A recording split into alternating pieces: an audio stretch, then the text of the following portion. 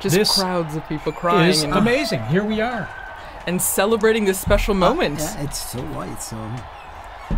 There was a brief moment where we were a little unsure, but it is confirmed it is white smoke. We have white smoke here. A smoke warning. A smoke warning. We're no longer watching. Oh my goodness. I was walking out the door. We're back with Dr. Liz. I'm still out of breath from racing up here. Yeah. I can't believe it. I'm actually flabbergasted. Surprised honestly. As well, because given the complexity of the reality we were talking about, exactly. and the many issues and the diversity, but here we are, and look at our drone footage there. We're just cruising over the roof of the Sistine Chapel. Wow. We see the crowds. The bells ringing. The bells are ringing. It is 100% white smoke. The white smoke. And I mean, as we were talking about before, the crowds are... it's the square's packed. Yes. It's incredible. And that's probably small compared to what's coming in now. And that smoke just scared away our seagulls there, the little family there that was just relaxing on Sistine Chapel roof there. But actually, as you mentioned at the beginning, TJ, it seemed like they did know. They came back just for the white smoke. Indeed. In fact, maybe they were giving us a kind of a secret, a bit of information that they knew that we didn't know. But here we are. And then a spectacular, sunny, brilliant evening here. And you can even see from the perspective of the crowds there in St. Peter's Square, the white smoke billowing from the chimney, even as the sun starts going down behind the dome of St. Peter's there. Well, thanks be to God. Honestly. And this smoke will last at least about 6 minutes, 6.5 minutes. And with a light breeze there in the square, we can see it billowing down towards the square. And we've got now basically about, it's going to be 45 minutes to at least an hour before the new Pope, just elected, so before we will know who... to greet everyone. And so there's huge anticipation, naturally, of who will the new successor of St. Peter be. Well, and I mean, as we were talking about before, you see the crowds filling the squares, but also the different people who have come. I mean, you can see the flags waving, people smiling. It's a big sign of, the universality of the church, but then also just how supportive people are in sense of being here for this moment. And now we're going to have an invasion of Romans. They're going to be coming in. And no, it's only natural and normal. I mean, you live here. So those who can he's their will be bishop too. What's that? He's their bishop too. Of course, he's their bishop. There you go. And so they're going to be streaming into the square now. It's going to be filling up. It will make for some interesting traffic around my house because if my recollection is correct, when they couldn't get any further, they just left their cars in the road. There you go. So there you are. They were just there. Just stop the cars in the road. But there's nowhere else to go. That's true. Except for here. So. That's true. Look at that billowing, thick white smoke there. Oh, wow. All the different flags. I love the people ready with their flags just in case.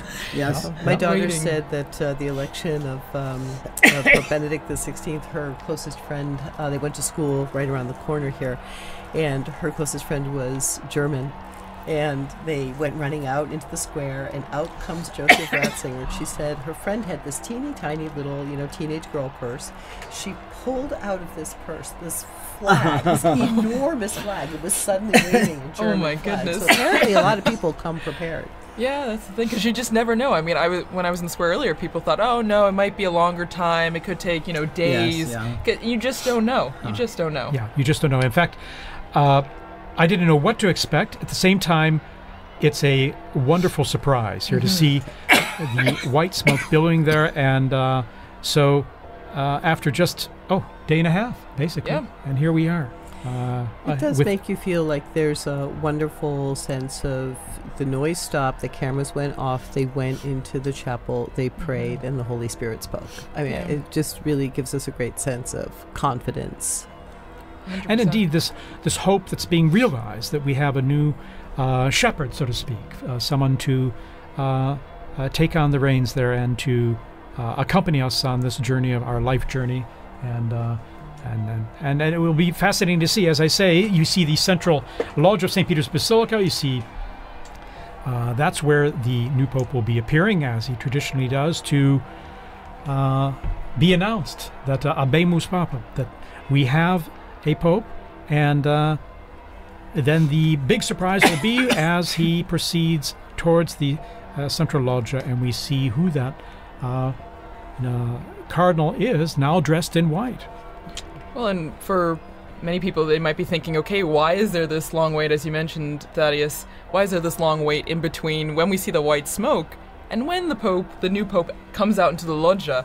And it's because there's a process that's going on right now. There is a very long process, which will be the oath of allegiance of the cardinals, of which there are 132 now. And we saw how long it took for the oath to be, for the oath of the conclave. I'm imagining it will take about that length for the oath of allegiance. Well, and also, Liz, you had mentioned way before in our discussion, the Room of Tears, which has become very essential right now.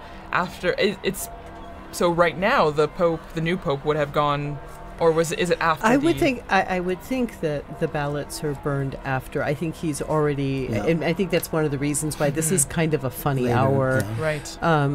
As it got to be past 5, I was thinking, well, I guess now we have to wait until 7. But I think this must have been the time that he spent in that Room of Tears thinking about or preparing himself for what is look at that square, and that square is it's a microcosm of the millions, if not billions, who are watching, all of them fixed to see it, some of them already Christians, Catholics, but other people who are really searching. And there is so much searching going on in the world. I don't know how many of the people that I've been working with in the secular media circles who talk about, well, I used to be Catholic, or I went to Catholic school, or I was an altar boy, or I was this. But they somehow feel this moment as still their own. It's a funny thing about those sacraments, right, Father? It's hard to get rid of those. And so he's also the father to those people and to all the others who don't even know that they're orphaned yet. So all the people we pray for on Good Fridays. Exactly. Yes. And there's also a real life need going on in the Room of Tears as well, because probably the tailors are very busy adjusting one of those cassocks to be able, for the new pope to be able to wear out until the loggia. Oh, and don't forget the barber. They keep a barber back there just in case he needs like a shave and a trim or something, because like some of them show up scruffy for the conclave. They're not expecting it, so apparently they've got a barber back there. Also sworn to secrecy. But these are incredible moments, aren't they? Wow. And what a surprise! We were sending out that report on looking at history, and here we are, the smoke billowing out, and here we are waiting now to see who the new pope will be. Well, and as you mentioned, TJ, Thaddeus, this is we had just heard in that archived interview. I remember where I was when Roncalli was elected. Yes.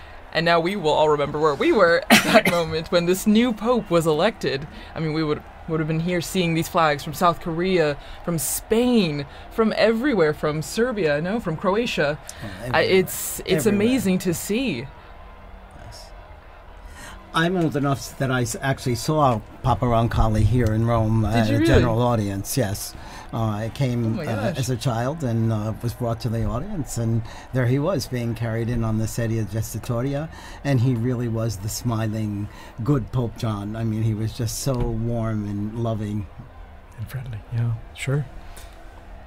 Well, and, as we're waiting for the moment when we will meet the new Pope for the first time, it's just a moment of reflection, I think, also of, as we were talking about before, the impact and what the significance means. And I mean, just thinking about, there will be one country, one group of people that are in the square thinking, that's someone from my country, or that's someone that I can, relate to, because it will be someone who is from potentially a country that's being represented right now with the flags waving.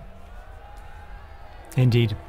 And the process begins when the official announcement in Latin is made that we have a new pope, and he appears on the balcony, offers his own words. Okay, we're going to go straight away here to Joe Tulloch, our co-worker and colleague here in the square.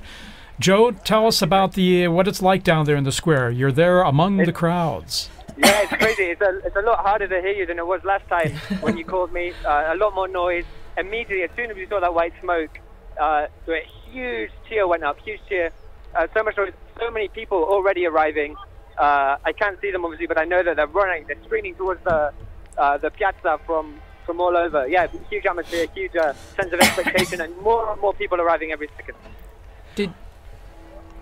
Was there a moment where you heard gasps? Was there a lot of surprise? Did you feel like people were shocked that the smoke happened right now?